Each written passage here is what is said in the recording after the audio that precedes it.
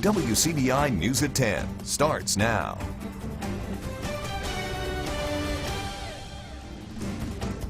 Thanks so much for joining us tonight at 10. I'm Scott Martin. Well, there could be soon more leeway for truck drivers hauling heavy loads throughout the Magnolia State.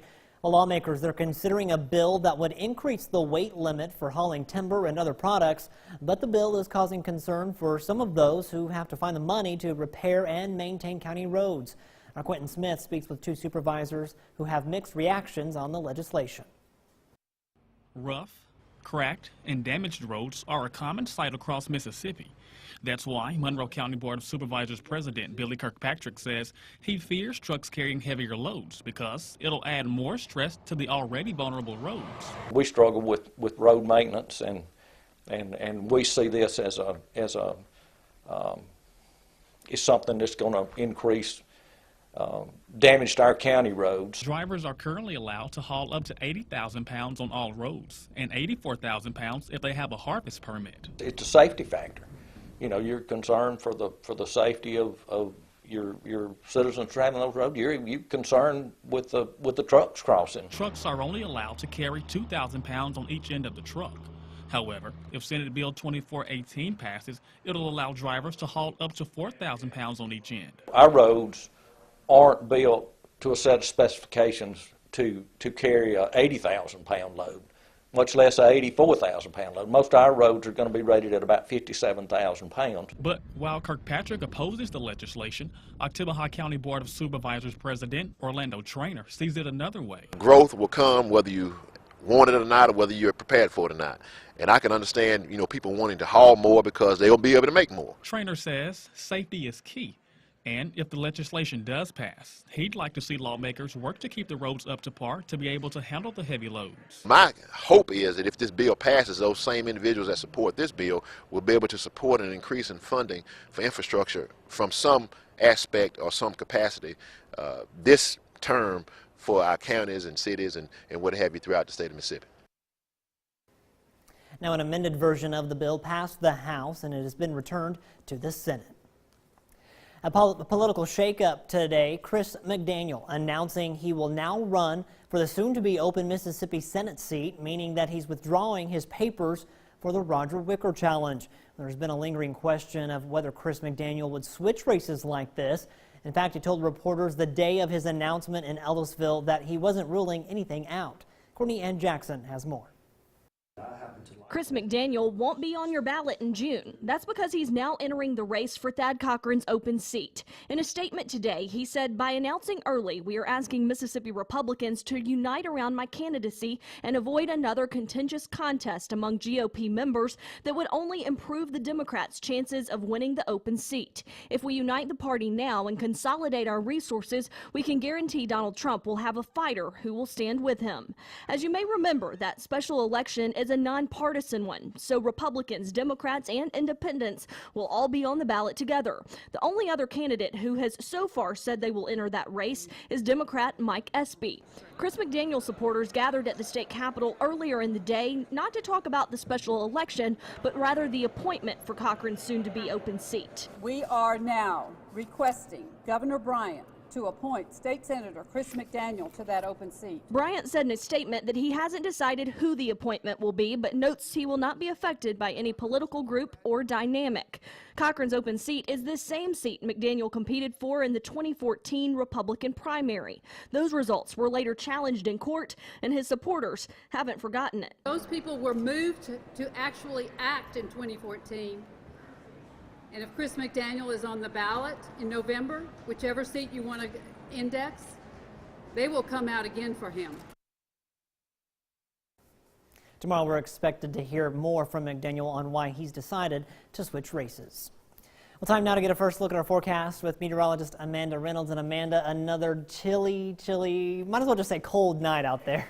It is going to be another cold night, but there is some relief in store. We'll be much warmer as we go forward through the day tomorrow. Right now around 36 degrees. We have another 5 or so degrees to go as far as our lows tonight. We'll be down around 32 degrees. So again, another chance at frost or a freeze. But again, we'll start ushering in some warmer air as we go forward through the overnight hours. More details on that in just a few minutes.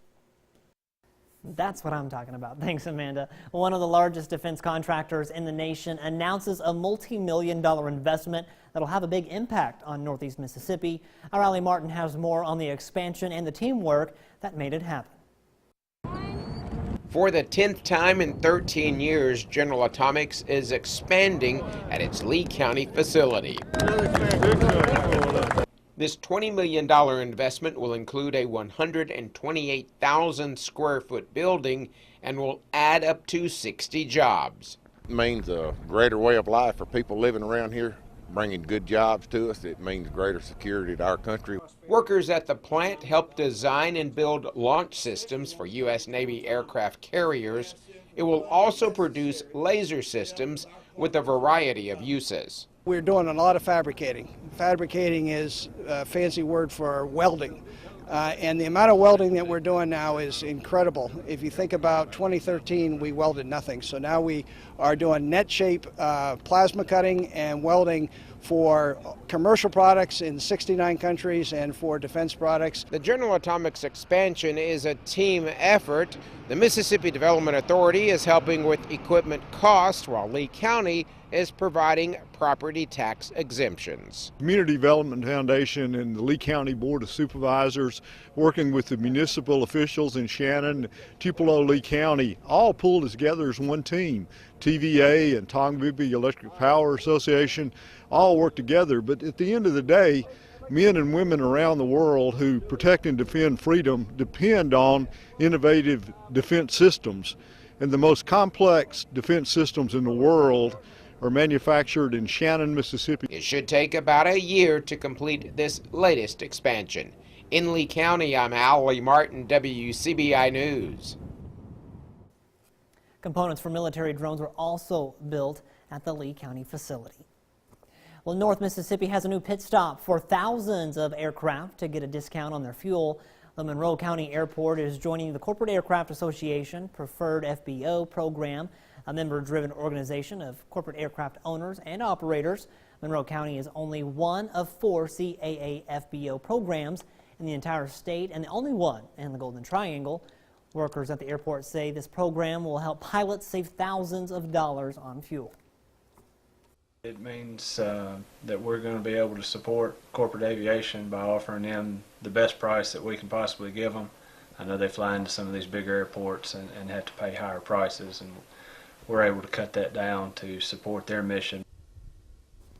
The Monroe County Airport will officially join the program on April 1st. Well, another chilly evening in store for tonight, but we'll see more warm air move in for the day tomorrow, but it'll bring with it the chance for some showers and storms. More on that right after the break. First Alert Forecast with meteorologist Amanda Reynolds. A beautiful sunny day across much of the area. These were our time lapses over downtown Columbus and Tupelo. Not a cloud in the sky, just that big ball of sunshine. We'll see it once again tomorrow before more clouds move in by the time we get closer to the weekend. Clear skies across Tupelo and much of our area will stay clear overnight.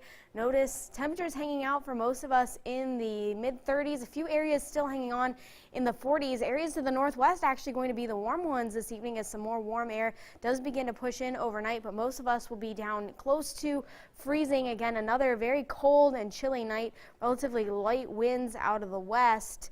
But because of those freezing temperatures, much of our area basically south of 82 under a freeze warning, and that stretches all the way across the southeast where pretty much everyone is going to be close to that freezing mark tonight.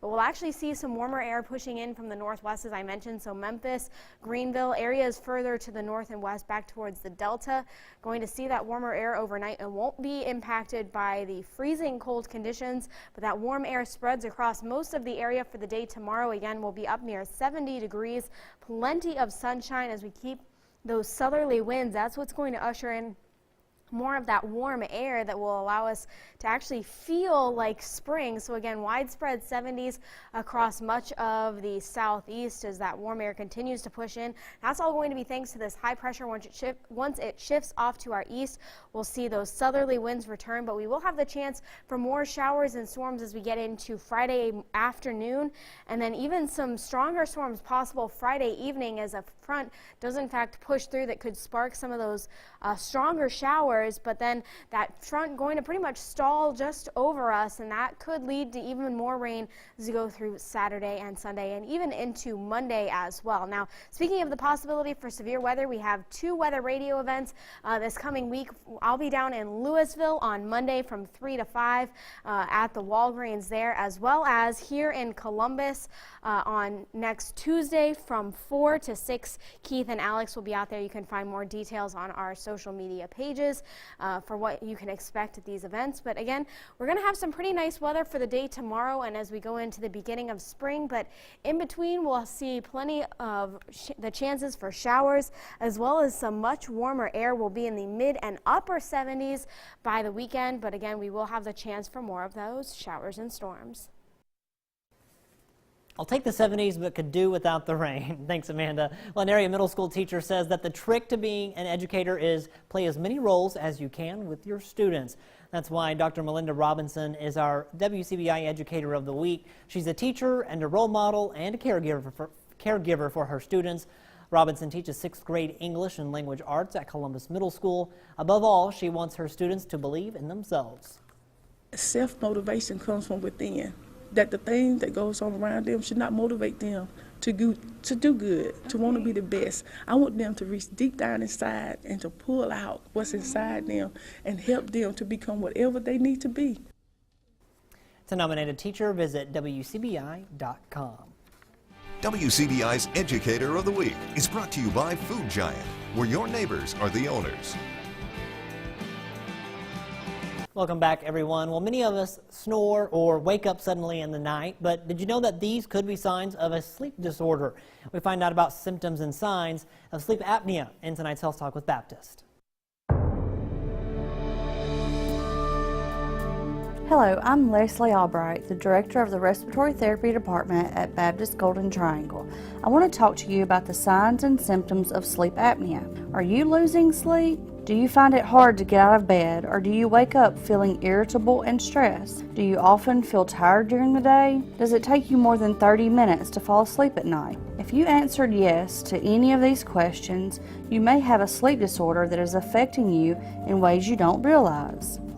Common symptoms of sleep apnea include waking up with a very sore and dry throat, loud snoring, occasionally waking up with a choking or gasping sensation, sleepiness or lack of energy during the day, sleepiness while driving, morning headaches, restless sleep, forgetfulness, mood changes, and a decreased interest in sex, recurrent awakenings, or insomnia.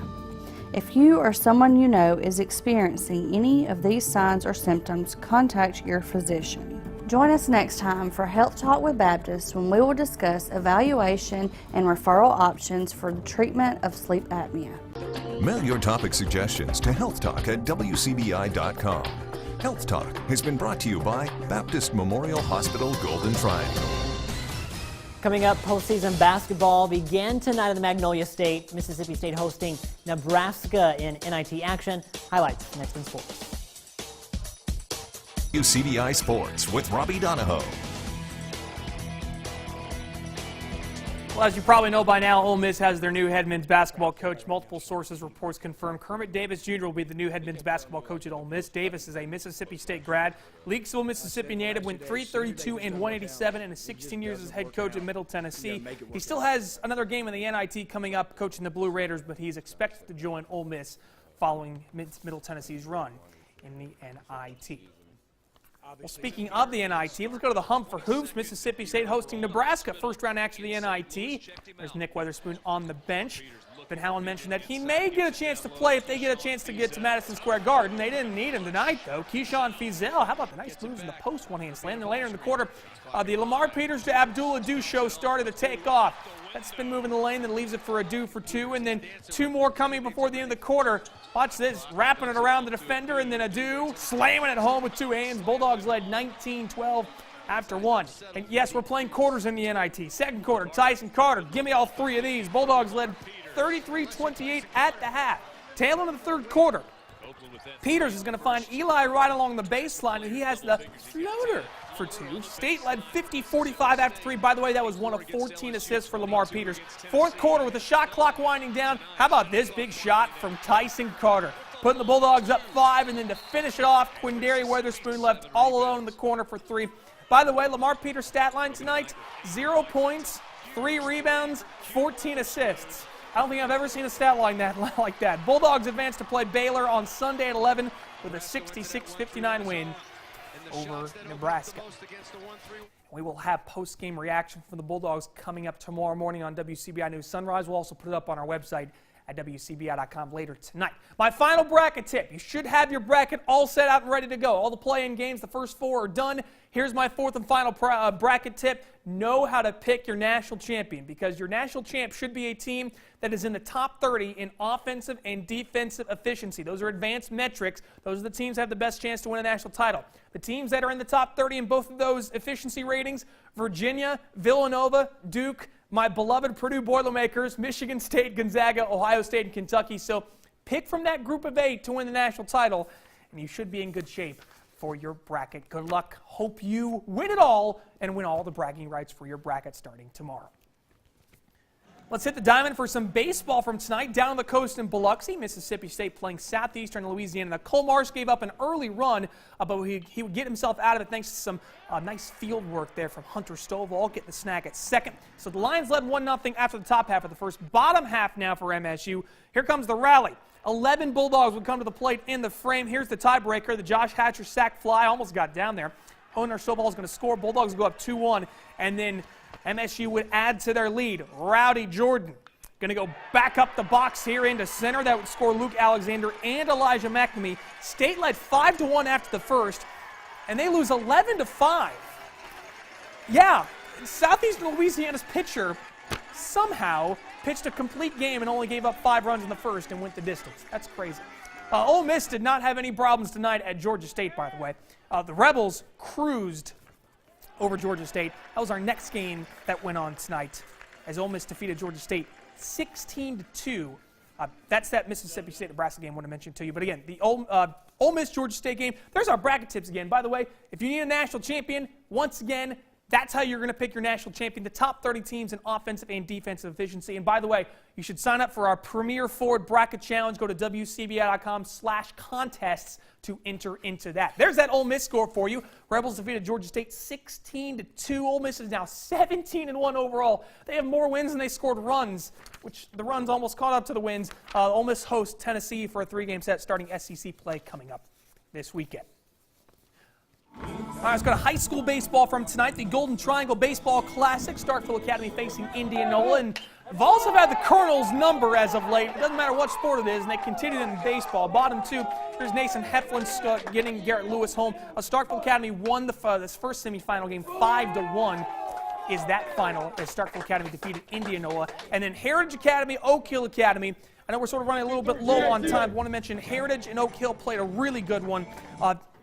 Oak Hill ended up taking a 5-0 lead in the third inning, and a grand slam from Blaze Berry ultimately was the winner for Heritage Academy. The Patriots won 8-5.